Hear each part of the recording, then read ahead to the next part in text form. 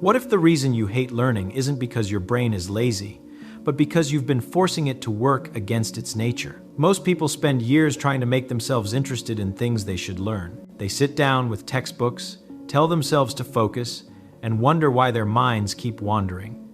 They assume learning is supposed to feel like discipline, like lifting weights for the mind. But there's something fundamentally wrong with this picture. The brain doesn't need to be forced to love learning. It already does. Watch a child spend hours figuring out how a door latch works, or how to stack blocks higher without them falling. Nobody taught them to be curious about these things. Nobody rewarded them for caring. They simply encountered a puzzle, and their minds locked onto it like a magnet. The question isn't how to make your brain love learning. The question is, what are you doing that's killing this natural drive? Here's the uncomfortable truth. When people say they hate learning, what they actually hate is the feeling of information sliding off their minds like water off glass. They hate reading a page and realizing they absorbed nothing. They hate sitting in lectures where words turn into noise. And so they conclude that they're not good at learning, or that certain subjects just aren't for them. But this has nothing to do with their capability. It has everything to do with a fundamental misunderstanding about how understanding actually works. Think about the last time something genuinely fascinated you. Maybe it was figuring out how a car engine works, or understanding why certain chess moves are brilliant, or getting lost in how ancient civilizations built their temples. Notice what happened in your mind. You weren't just passively receiving information, you were actively grappling with it. You were asking questions, even if silently. You were trying to predict what comes next. You were noticing contradictions and trying to resolve them. Your brain was doing something, not just absorbing. Now compare that to how most people approach learning. They open a textbook and start reading. They attend a lecture and start listening. They assume their job is to transfer information from the page or the speaker into their memory, like pouring water from one container to another. And this is precisely where everything breaks down, because the brain doesn't work like an empty container waiting to be filled. It works like a living thing that grows by wrestling with its environment. Let me show you what happens when you try to learn passively. Imagine someone reads you a paragraph about how electricity works. You hear the words. You might even understand each sentence as it passes by. But 5 minutes later, if someone asks you to explain it, you find yourself grasping at shadows. The information never actually became part of you. It just moved through your awareness like scenery passing by a train window. You were present, but you weren't engaged in the kind of mental activity that builds understanding. Here's the key principle that changes everything. The brain only truly learns what it has to actively reconstruct, not what it hears, not what it reads, what it builds for itself, piece by piece, through its own effort. This isn't a metaphor. This is how the neural machinery actually operates. When you passively receive information, you're using one set of mental processes. When you actively try to figure something out, you engage an entirely different system, one that forms lasting connections and genuine understanding. So what does this mean practically? It means you need to transform every learning situation into a problem-solving situation. Before you read about how something works, you should wonder how it might work. Before you study a solution, you should struggle with the problem. Before you accept an explanation, you should notice what puzzles you about it. This sounds simple, but it requires a complete reversal of how most people approach learning. Let's take a concrete example. Suppose you need to understand how levers work. The typical approach is to read the explanation, look at the diagrams, memorize the principle that force times distance on one side equals force times distance on the other side. Maybe you can even solve some textbook problems by plugging numbers into the formula. But do you really understand it? Here's a test. Can you explain why a long lever is stronger than a short one without using any equations? Can you predict what would happen with a lever that has uneven thickness? Can you figure out whether it would be easier to lift a rock with the fulcrum close to you or close to the rock? If you can't answer these immediately, it's not because levers are complicated. It's because you never actually built an understanding of levers in your mind. You only memorized facts about levers. And facts without understanding are like having a map of a city you've never visited.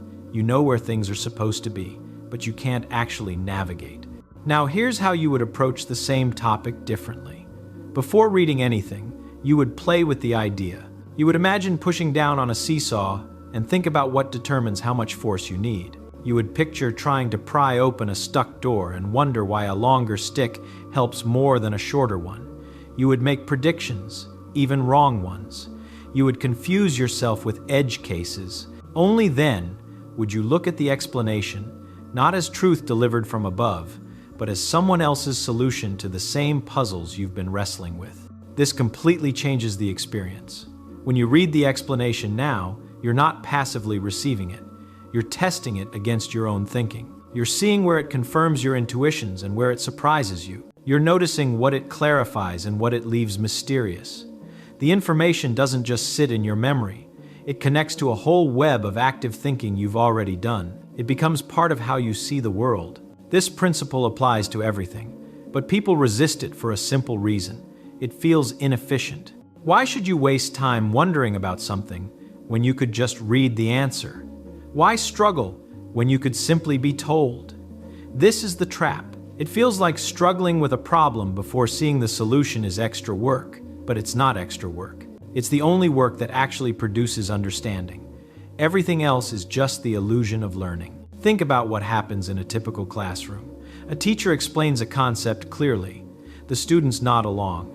Everything makes sense while it's being explained. But the next day, when they try to use that concept on their own, they discover they can't. They understood the explanation, but they never developed the ability to think with the idea. Understanding someone else's reasoning and being able to reason for yourself are completely different things. The brain needs to fail before it can succeed. It needs to wonder before it can comprehend. It needs to be confused before clarity means anything. When you shortcut this process by going straight to the answer, you're not saving time. You're guaranteeing that you'll have to relearn the same thing again and again because it never properly took root the first time. Here's another layer to this. The act of struggling to understand something does more than help you learn that particular thing. It trains your mind to become a better learning machine in general. Every time you face confusion and push through it, you're building mental tools that work across every domain. You're learning how to notice what you don't understand, how to break complex things into simpler pieces, how to test your understanding against reality, how to recognize when an explanation is genuinely clear versus when it's just confident-sounding nonsense. These meta skills are more valuable than any particular fact you might learn, because facts become outdated or irrelevant, but the ability to grapple with new ideas, to teach yourself, to think clearly about unfamiliar subjects, this stays with you. And you can't develop it by passively consuming information. You can only develop it by repeatedly placing yourself in situations where you have to figure things out. Now, let's talk about why this makes learning actually enjoyable instead of tedious. Remember, the brain is naturally curious, but curiosity isn't triggered by being told answers. It's triggered by encountering mysteries. When you approach learning by first wondering, by first trying to figure things out, you're activating that natural curiosity. Your mind becomes engaged not because you're forcing it to be interested, but because you've given it something it instinctively wants to do: solve puzzles. This is why children learn so naturally. They don't separate learning from playing. They encounter something puzzling. They mess around with it. They form theories. They test them. They update their understanding. It's all one continuous process of active engagement. Somewhere along the way, formal education convinced us that real learning means sitting still, absorbing information, and proving we remember it. But this is almost the opposite of how the mind actually builds understanding. Let's apply this to reading a difficult book. Most people open the book and start at page 1, reading linearly, trying to absorb each section before moving to the next. They treat the book like medicine, something to be taken in prescribed doses. But think about what happens when you read this way. You encounter a difficult idea, you don't quite grasp it, but you keep reading because you don't want to fall behind. You tell yourself you'll understand it later. The difficult idea becomes one of many things you're sort of following but not really grasping. Now, imagine a different approach. You open the book, but instead of reading to absorb, You're reading to notice what puzzles you. When you hit something you don't understand, you stop. You don't keep reading. You engage with the confusion. You try to articulate exactly what doesn't make sense. You flip back to earlier sections. You think about whether the author's claim could be wrong or whether you're missing something. You try to explain the idea to yourself in simpler terms. Only when you've genuinely worked through the difficulty do you continue. This might mean you read 10 pages in the time most people read 50, but those 10 pages actually become part of how you think. The other approach gives you the comforting feeling of progress, but when the book is finished, almost nothing remains. You can't explain the key ideas. You can't use them in new situations. You just have a vague memory of having read about them. The same applies to mathematics. People think they're bad at mathematics because they get lost in the symbols and procedures. But the problem isn't the mathematics itself. The problem is treating mathematics as a series of rules to memorize rather than a language for thinking precisely about relationships. When you see an equation, the question isn't, what is the rule for solving this? The question is, what is this equation actually saying about the world? Take something as simple as addition. Children who understand addition don't just know that 3 plus 4 equals 7. They can picture combining groups of things. They can see that the order doesn't matter. They can recognize addition in countless different situations. Children who only memorize that 3 plus 4 equals 7 have just collected a fact. They might even collect hundreds of such facts. But they haven't understood the concept, so when they encounter slightly different situations, they're lost. Every subject works this way. Chemistry isn't about memorizing what happens when you mix certain elements. It's about understanding why atoms behave the way they do, so you can predict what will happen in situations you've never encountered. History isn't about remembering dates and names. It's about understanding the forces that drive human societies, so you can recognize patterns in your own time. Literature isn't about knowing what happens in various books. It's about developing insight into human nature and the power of language. But here's what makes this challenging. When you learn actively, you feel incompetent. You get confused. You make mistakes. You have to revise your understanding. This is uncomfortable. Passive learning feels much more pleasant in the moment. Someone explains something, you follow along, you nod, you feel like you understand. There's no struggle, no confusion, no discomfort. The problem is that this pleasant feeling is completely disconnected from actual learning. The brain only grows when it's pushed beyond its current capabilities. Comfort is the enemy of development. This doesn't mean learning should be miserable, but it does mean the feeling of learning should include some element of struggle, of reaching for something just beyond your current grasp. When everything feels easy and clear, you're not learning. You're just rehearsing what you already know. Think about learning a musical instrument. Nobody becomes a skilled pianist by watching someone else play, no matter how carefully they watch. They have to put their own fingers on the keys. They have to make mistakes and correct them. They have to struggle with coordination until it becomes natural. And notice that this struggle, while challenging, is also engaging. The pianist isn't thinking, I must force myself to enjoy this. They're absorbed in the puzzle of getting their fingers to do what they want. The enjoyment comes from the engagement itself. This is what learning should feel like across all domains. You're not forcing yourself to be interested. You're genuinely grappling with something, and that active grappling is inherently engaging even when it's difficult. The problem is that most educational systems remove the grappling part. They give you pre-digested answers and ask you to remember them. This removes both the difficulty and the engagement. You're left with the worst of both worlds, learning that requires discipline but provides no genuine intellectual satisfaction. So how do you practically implement this? You make one simple shift. Before you seek the answer to anything, you make yourself wonder about it. You're about to read a chapter on evolution? First, spend 10 minutes thinking about how you would explain the diversity of life if you had never heard of evolution. What would puzzle you? What would you need to explain? You're about to learn how an engine works? First, think through what would need to happen to convert fuel into motion. Make predictions. Be wrong.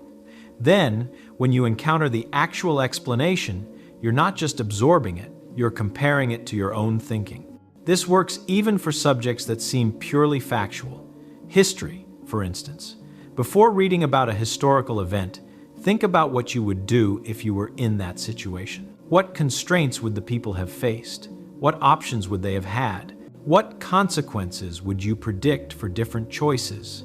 Then, when you read what actually happened, you're not just collecting facts. You're understanding why things unfolded that way rather than some other way. The beautiful thing about this approach is that it makes learning self-correcting. When you actively engage with material, you quickly discover what you don't understand.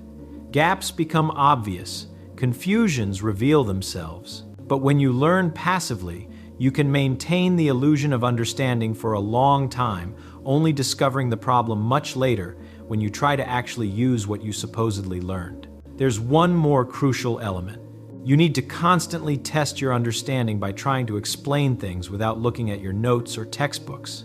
Not explain by repeating what you read. Explain in your own words, using your own examples, connecting ideas in your own way.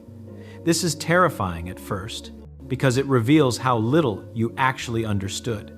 But this is exactly why it's valuable. Every time you struggle to explain something and realize you can't, you've identified exactly what you need to work on. The mind learns by building models of reality, not by collecting facts, but by constructing mental representations that let you simulate how things work. When you can close your eyes and mentally predict what will happen in a situation you've never encountered, that's when you've truly learned something. And you can't build these models by passively receiving information. You can only build them by actively trying to construct them, testing them against reality, and refining them when they fail. This is why people who truly understand their fields can explain things simply and can answer unexpected questions easily. They're not recalling memorized information, they're reasoning from their models. They understand the territory, not just the map. And anyone can develop this kind of understanding in any field they choose, not by working harder at memorizing, not by forcing themselves to focus, but by transforming their relationship with learning from passive reception to active construction. The brain doesn't need to be forced to love this kind of learning. It already loves it. This is what the brain was built to do: encounter puzzles, wrestle with them, build understanding, and use that understanding to navigate the world more effectively. Every time you approach learning this way, you're working with your nature rather than against it. And what seemed like discipline becomes discovery. What felt like obligation becomes genuine curiosity, not because you've changed what you're learning, but because you've changed how you're learning it.